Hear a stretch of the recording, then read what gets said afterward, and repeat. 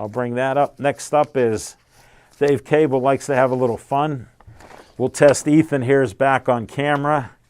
We'll see how he does. I want you for BPTV.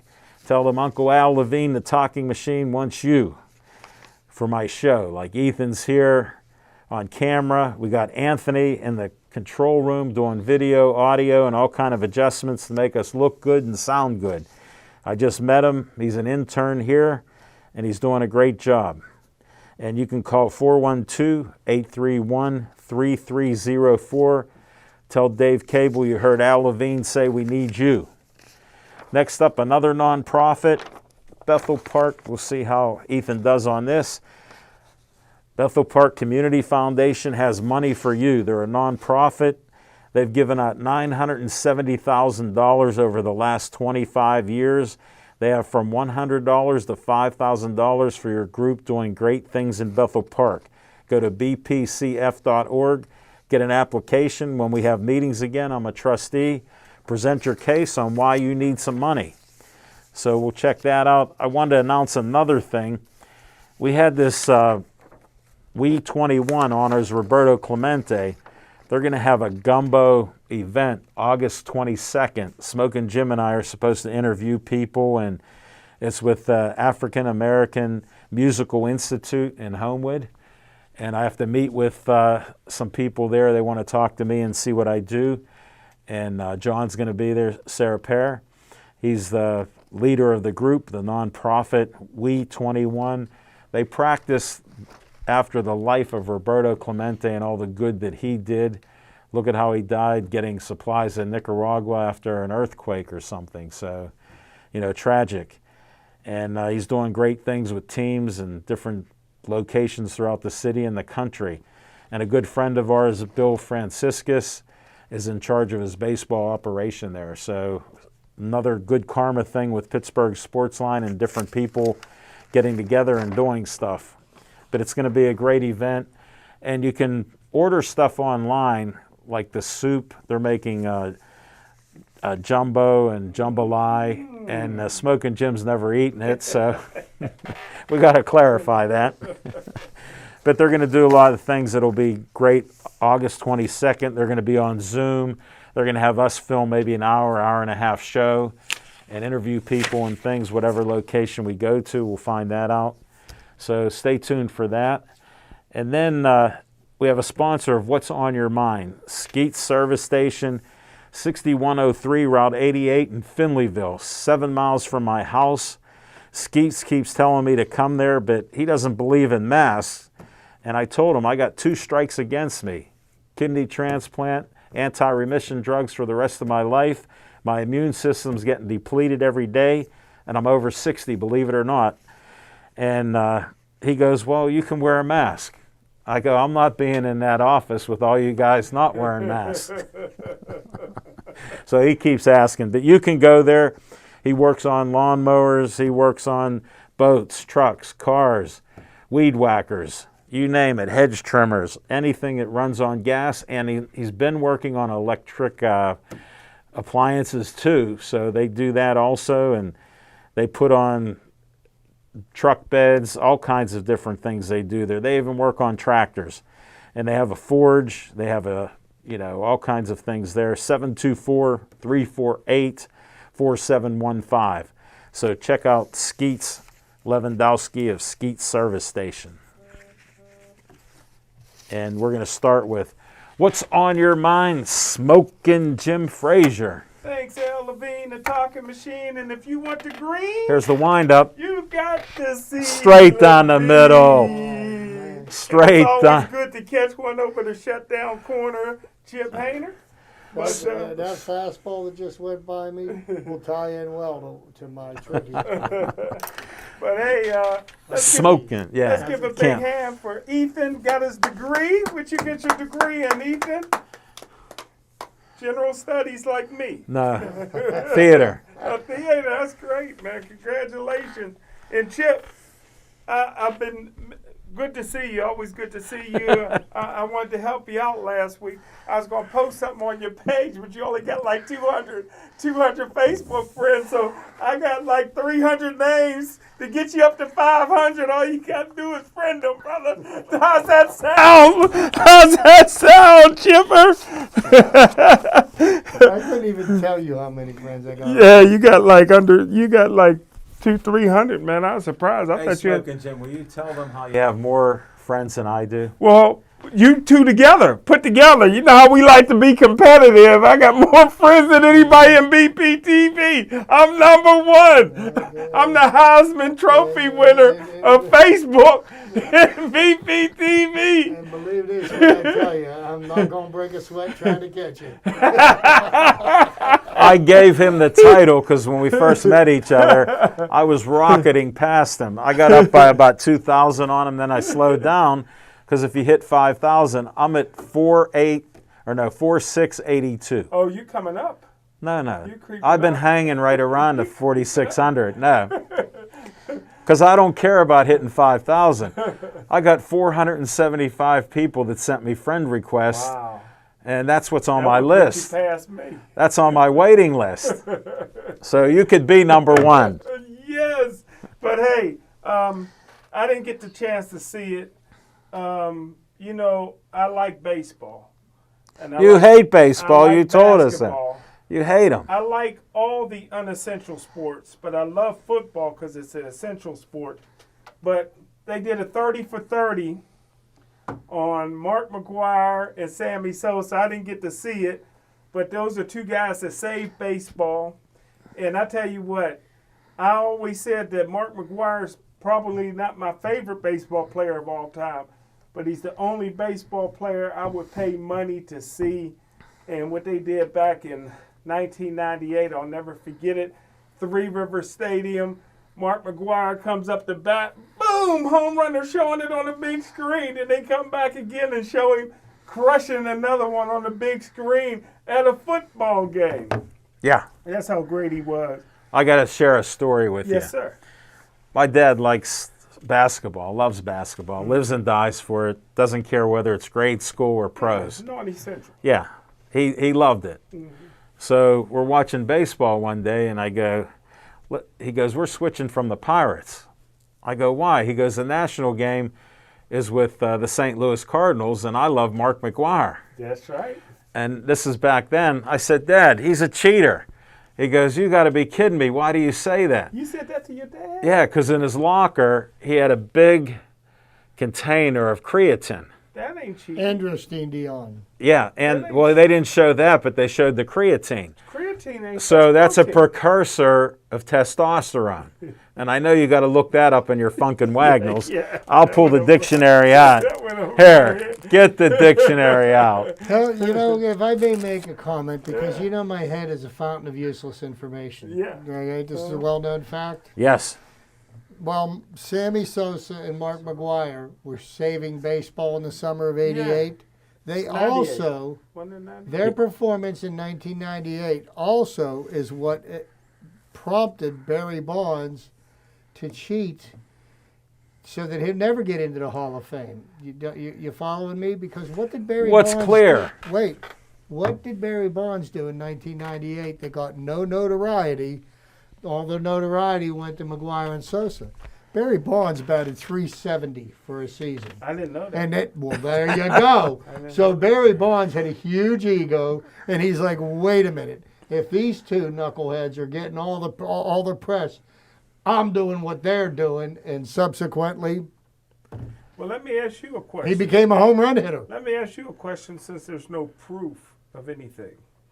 Let me ask you a question. How much do you weigh right now, if you don't mind? Approximately 200 pounds. 200 pounds. How much you weigh in high school? Probably 150. There it is. 50 pounds. Barry Bonds put on 50 pounds. Here's what I want to explain. His hat size doubled. When I was in high school, I His was hat 16. size doubled. Okay, I am just shy of my 60th birthday. A little bit of a difference. Hold it. Barry Bonds' head size doubled. Huh? Everybody's head size good. No, but that really, Barry Bonds had. Yours got smaller. It's like a pinhead now. Barry Bonds had a huge ego, and he was the best player in baseball at that time, and he was getting no ink because the steroid boys were getting all the ink for hitting home runs. Subsequently, What he era did they fixed call that era? the steroid era.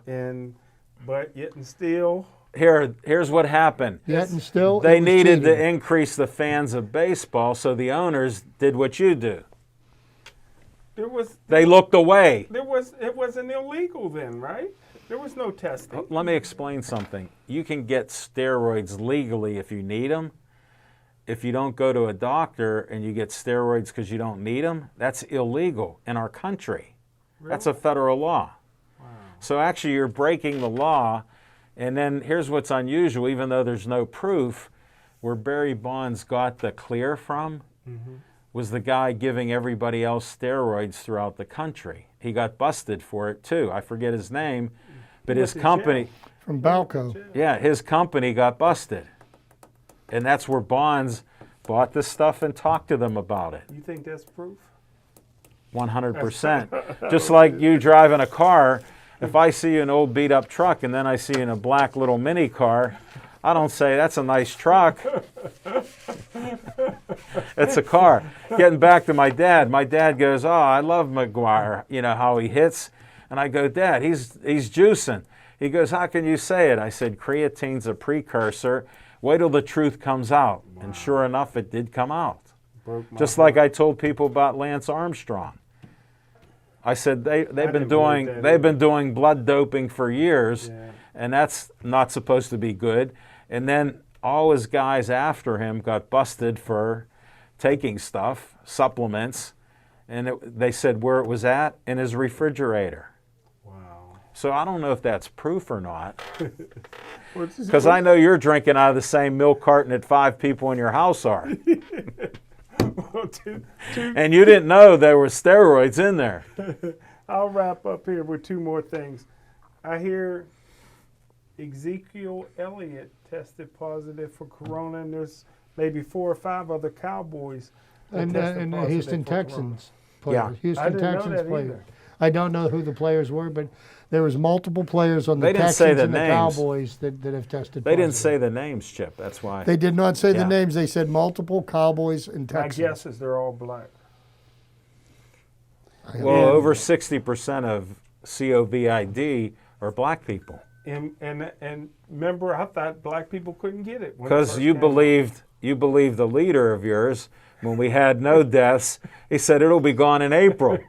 We had almost 100,000 deaths in April. I don't know anybody that has it, I do. so I'm with the I president. know on several that. people that have had it, and I know of people that did not make it. Oh, I'm sorry to hear that. Nobody. in So I mean, Monroeville it's, you know, I know about a you dozen make light of people. it, but it's very real, and it's not going to go away. Smoking Jim, I know about Nobody in people. Monroeville has A it. dozen of my friends have had family and other relatives that have died of it. Other friends here in Bethel have had it and recovered of it. My daughter's best friend at Montefiore was exposed to it, had to be in quarantine for 2 weeks. So I know people that are sick.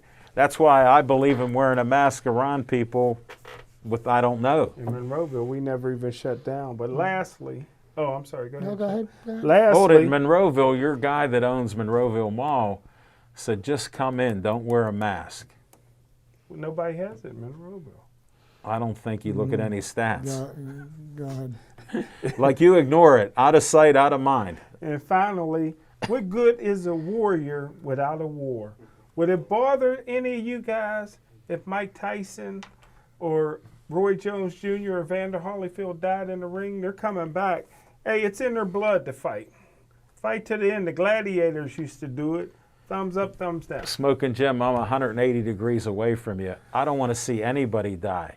Even if I don't like somebody, I don't hate them. I don't want to see anybody die. But that's what they want to do. You can't stop them from fighting. Here's what you do when They're you gonna fight till they die. raise kids and they do something wrong, you stop them. And they're childlike because you are too. So you have to be stopped. That's why you talk about your dad disciplining you, because you would run free. Yeah, his belt should be in the Hall of Fame. Definitely. And look what he did. He failed. But lastly, You said two things. Oh, this is 2A? In Saudi Arabia, they already signed a 2-fight deal. Tyson Fury and Anthony Joshua, who I think is one of the top 5 fighters of all time. They're going to fight for $70 million, and the rematch will Just be tell me, for over $100 million. In all honesty, Saudi Arabia. you won't tell your age, but tell Tyson's age because he was born on my birthday. Mike Tyson? Yeah. I think 53. 54. 54 now. No, he'll be 54. I don't know whether it'll be 54 Yeah, or he'll 55. be 54. You guys, that's right. You guys shared the same birthday. Because you found that out a few years ago. Yeah, that's right. Yeah. I forgot. June 30th, right? Yeah, now Or you is it know. October? No, Tyson's in October. That's right. Your other birthday. And that's what's on my mind. June 30. Thank you, Smoking Jim. Chip, what's on your mind? Well, thank you, and it's good to be back. A couple of Was you off 3 weeks? 2 weeks, extra long work hours, a little understaffed, and I'm picking up a lot of extra responsibilities. But You should have called me. Oh, why? And have more work to do?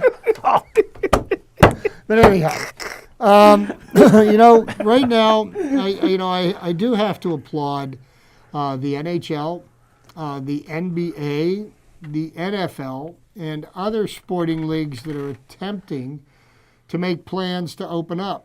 And even though they may be opening up without the benefit of fans, I applaud their efforts.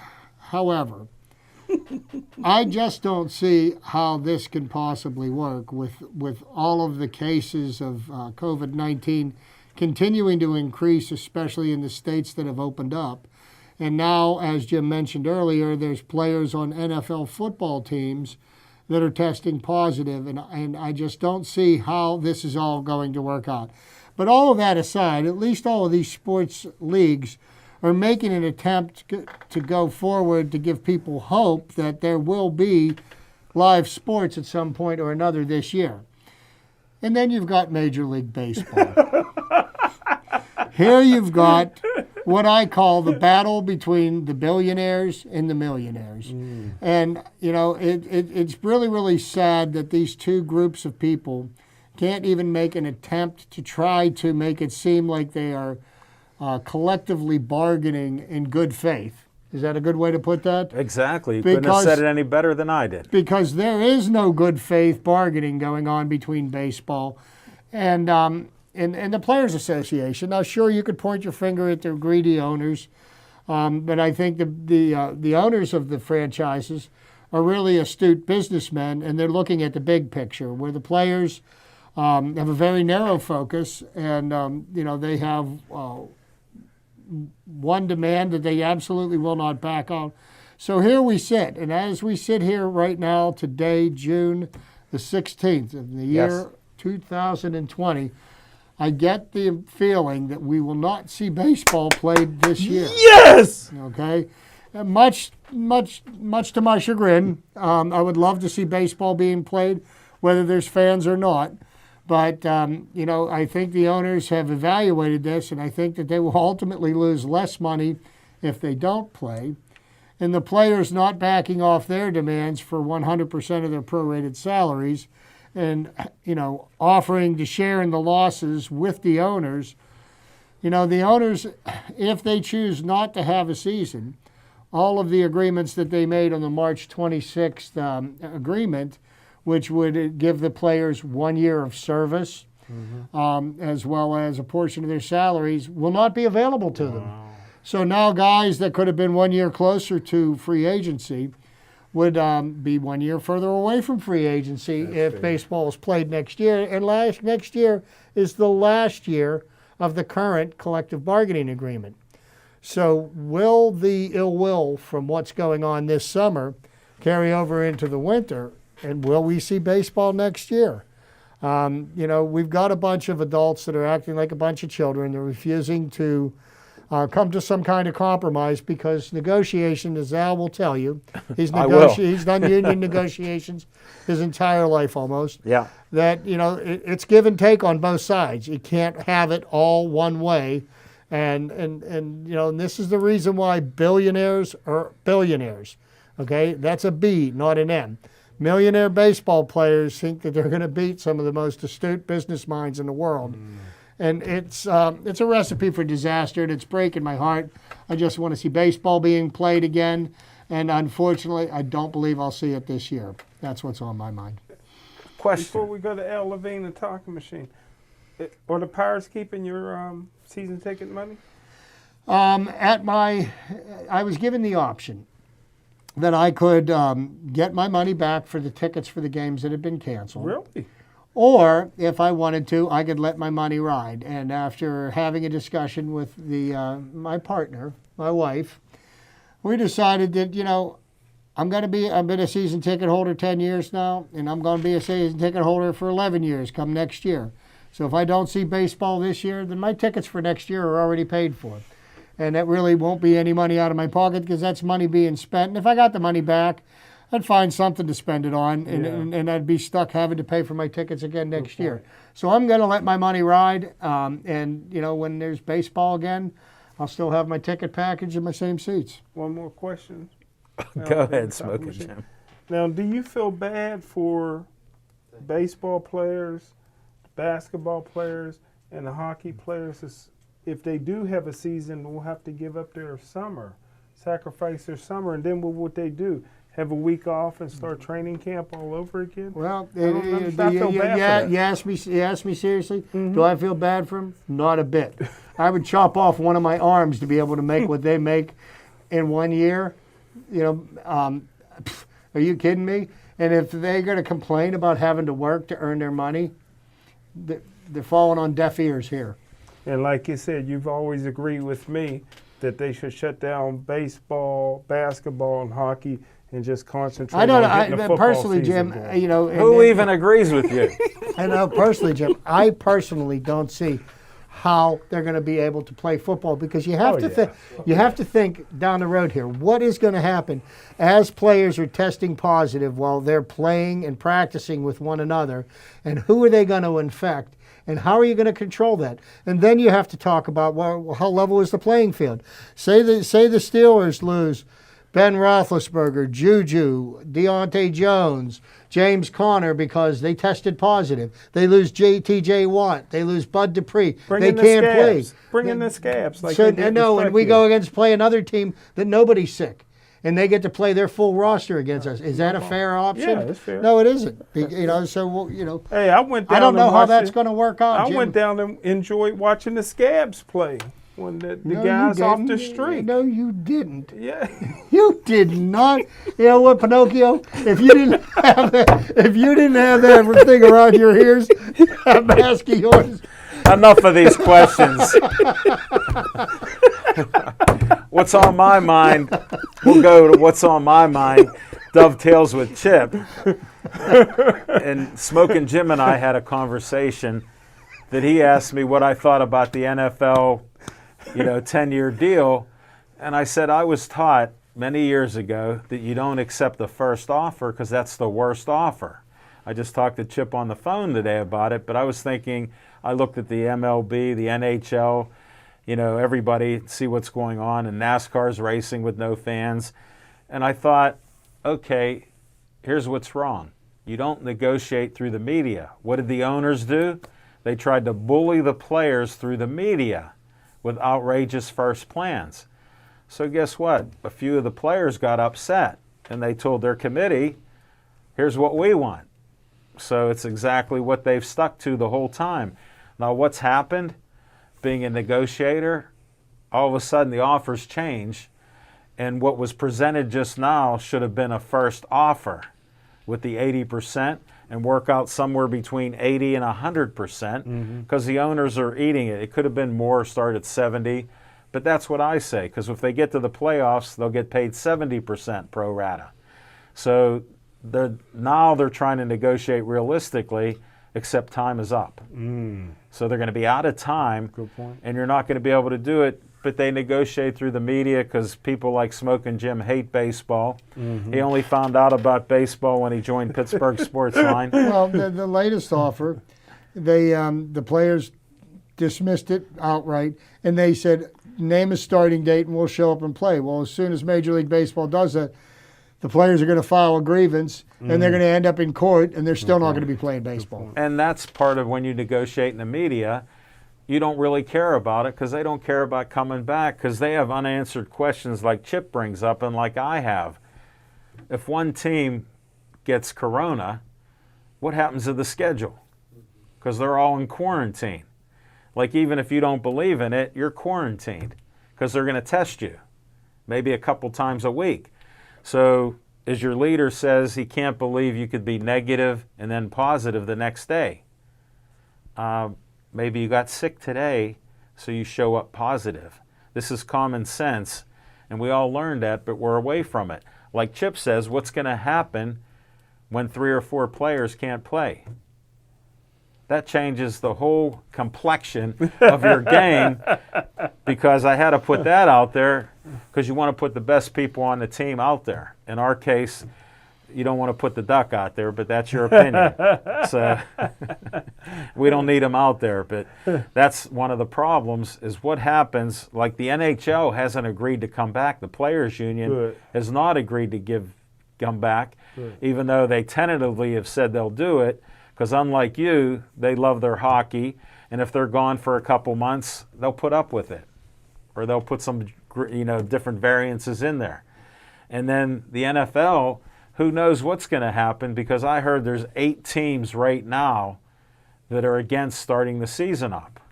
8 teams. The NFL will play with a full stadium. That's not happening. Oh yeah. Yeah. You've heard it again, Mr. Outrageous. Mr. Outrageous has spoken again. That will not happen. Because what they're going to have everybody do, if they do that, Jim. Put a helmet on, that's all they need. No, they're going to all have to sign waivers that absolve them from being able to sue the Pittsburgh Steelers for being responsible for exposing them to the COVID. Here, I have a question for you. You want to go to a rally of your hero who's president, and he's making you sign a waiver that if you get corona, now here's the question I have. If corona isn't a problem and it's gone, why would you make 19,000 people sign a waiver? If you don't believe in it, and you don't wear a mask and you tell people don't wear a mask, how can you, unless you're a con artist, tell people to sign a waiver? Oh, no, that ain't con. That's smart business. Because this is Sue USA. But it's not real. Corona's not real, they've told us. That's exactly what the problem is, Jim. We live in a society today where you can sue anybody for anything without any leg to stand on, but you have the ability, and then they have to go to defend themselves. Okay? This is the world that we live in today. So if I was a professional franchise owner, do you think I would want to become a target and have all these people file class action lawsuits against me? You're talking baseball and basketball. I'm talking about any sport. Any sport. I mean, whoever owns a professional franchise, most of the time they're billionaires. Okay? So they're huge targets, and if you get a class action suit, all it takes is some judge to rule for them.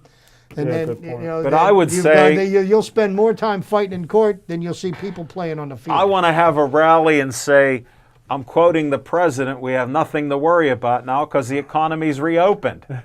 Believe me. And I'd rather not talk politics, but that's what I hear.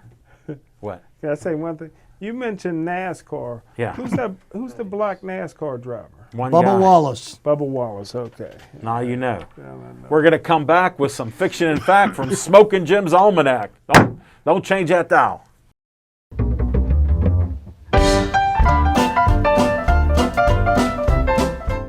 Chip Hayner, got my man Ethan on the 1s and 2s, and got Anthony turning up the sound for us. But I tell you what, man, I got a special fiction and fact from Smoking Jim's Almanac. Here's something to ask you, Chip, because you're a pretty smart guy.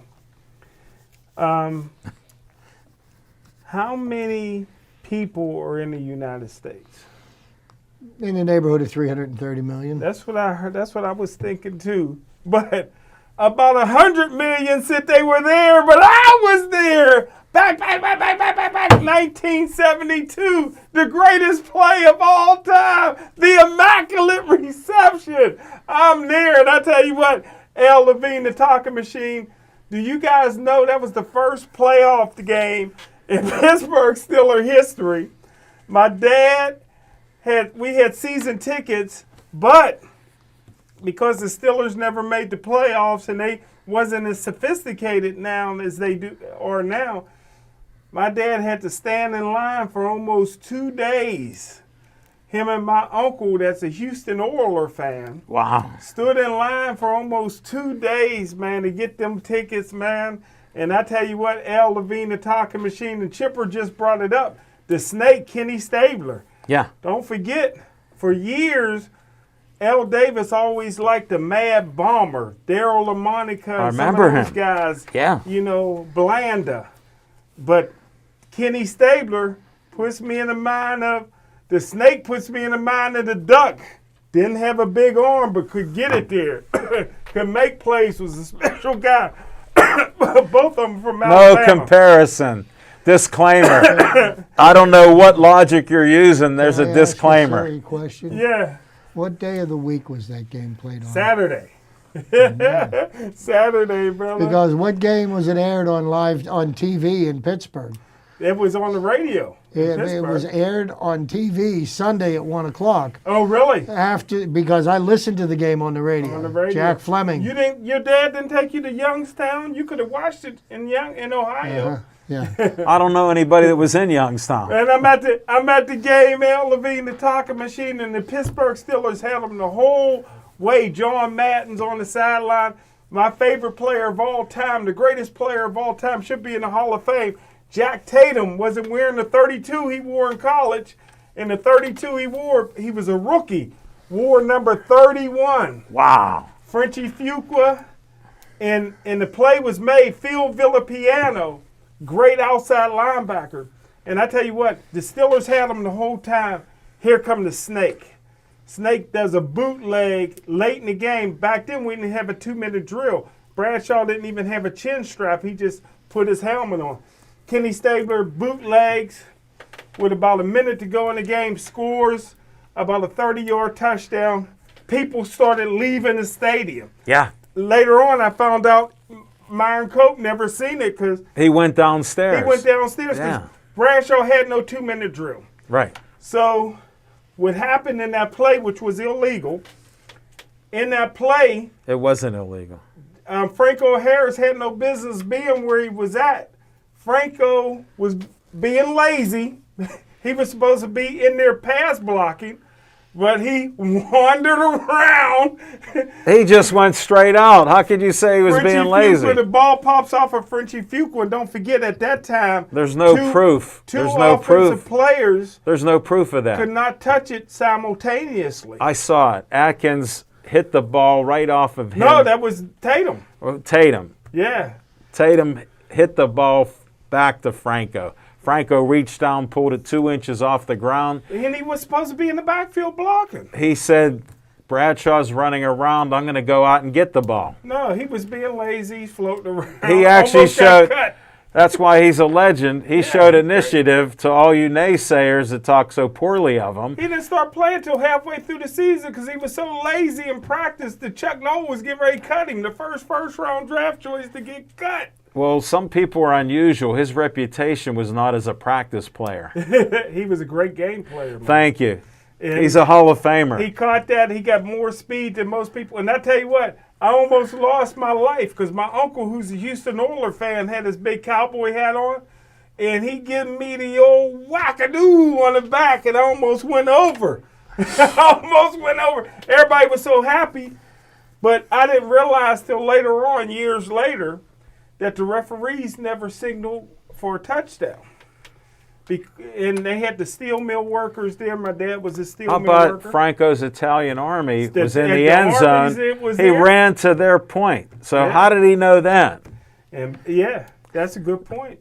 And don't forget, there was protests back in the day because the black people said Franco is for us, and the Italians like, no, he's for us. And then when Franco started running out of bounds, the Italians like, you can have him. And the blacks is like, no, we don't want him. You can have him. But that's it. The Immaculate Reception. Millions of people say they were there. I was there. Yes. Been saving that one for years for you, Chipper. Thank you, Smoking Jim Frazier, for another fiction story. We appreciate it. Let's go to Chip.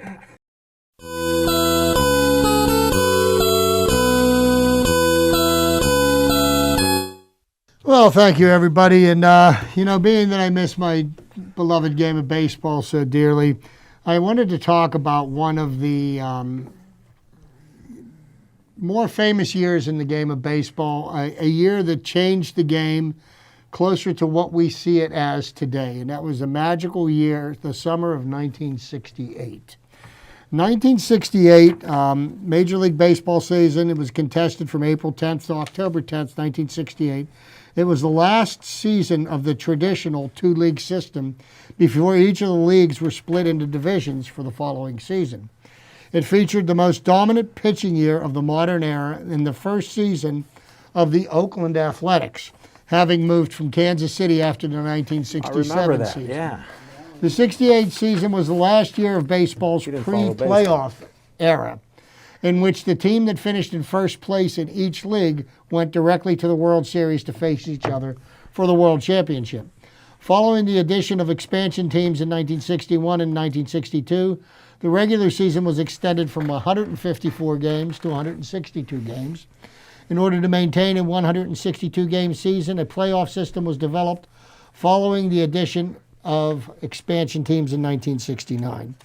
So the thing that made 1968 such a significant year, it was considered to be the year of the pitcher. In Major League Baseball, the trend throughout the 60s was increased pitching dominance caused by enforcing a larger strike zone, top of the armpit to the bottom of the knee, beginning in 1963. The delicate balance of power between the offense and defense reached its greatest tilt in favor of the pitchers in 1968.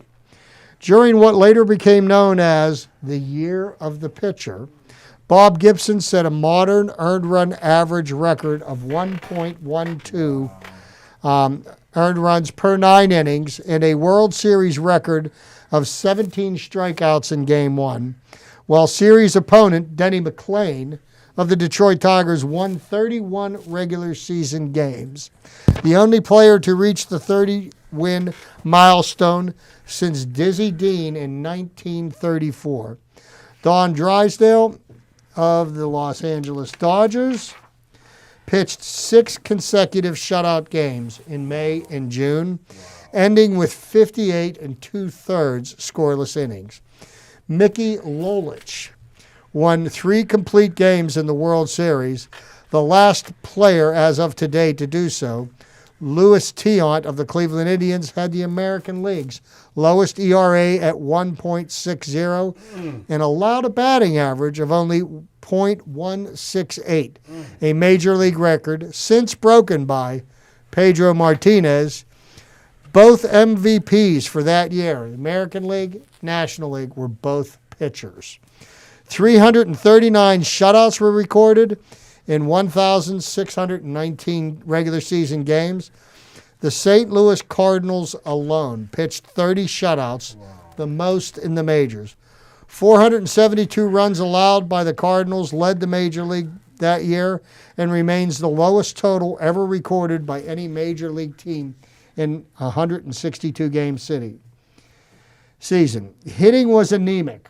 Carl Yastrzemski of the Red Sox had the lowest batting average of any league champion when his batting average of .301 was good enough for the American League batting title.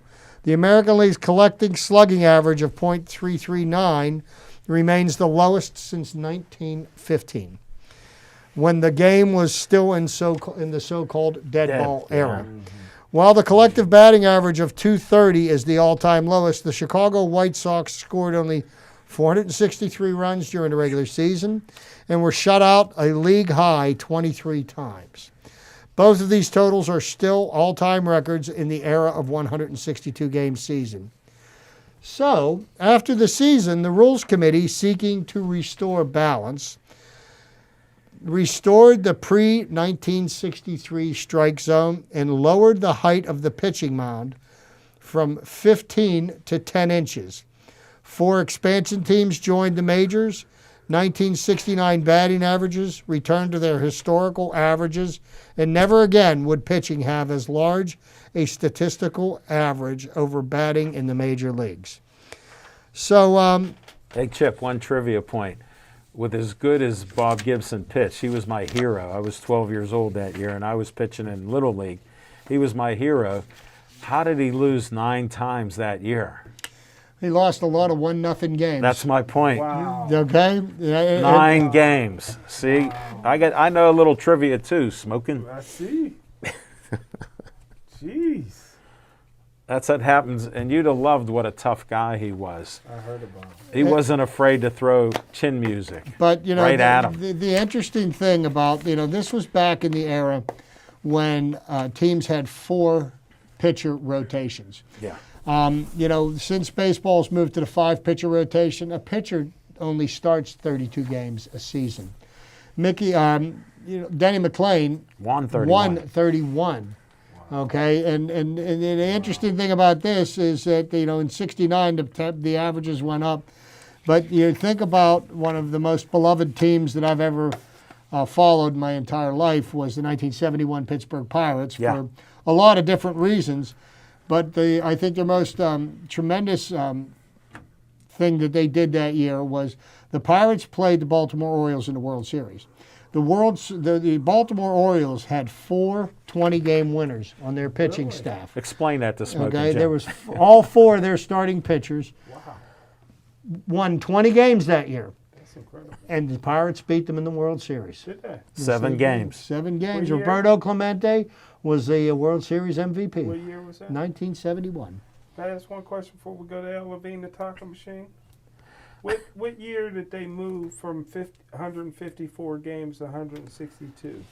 1963, they said. Okay, because I just heard this recently that Hank Aaron played 8 years under the 154 game schedule before they moved it to 162. And had he played all his career with 162, he may be the home run champ. He may be still the home run champ. Babe Ruth played only 154 games. Yeah. What if he did 162? But, how many did Babe play? 154. Here's That's a lot of games. here's the That's kicker. what Hank Aaron did. Here's the kicker. The greatest baseball player that I ever saw play, and I saw him play Willie Mays. in the end of his career, was Willie Mays. Yeah. And had Willie Mays not played the bulk of his career I agree. in Candlestick Park, they said he would have hit 800 home runs. Yeah, that's what I heard. Because basically, the What a wind was great so player. tough at Yeah. Candlestick Park. What about Josh Gibson? Hit 800. The wind was so strong in Candlestick Park, a pitcher actually got blown off the mound in his windup. Really? I think that was in an All-Star Are game. you serious? Yeah, he was a skinny guy, like Yeah. you were growing up, like Urkel. You know how you looked like Fact Urkel? check me. I believe you. I He believe got you. knocked down. You're like me, all facts. Nothing but the truth. Thank you, Chip Hayner. Great job, Chipper. Thank you. All right, we're almost done with the show. On location, like I told you, we're speculating with a couple shows. Master Zhang wants us to go to Wexford. John Serpere wants us to go to Homewood. And that's what we're looking at in the next couple months. Mark your calendar, August 22nd, and maybe something before with Master Zhang. We're going to end the show with Chip wanted to bring up a couple points, and then we're going to end this quickly. Well, this past weekend, I happened to catch a few minutes just out of a morbid curiosity to what sporting events will look like with no Sure. fans. And I was watching a golf tournament, and, golf's tough to watch in the first place. But with no fans and no, oohs and ahs, and it left a little bit to be desired. And it'll be interesting to see these other sports played with no fans if they're played. Yeah, I got to see how much time. How much time do we got? No time. We're out of time. That's what my clock went off. You could see I wear a clock. Stay Joey strong.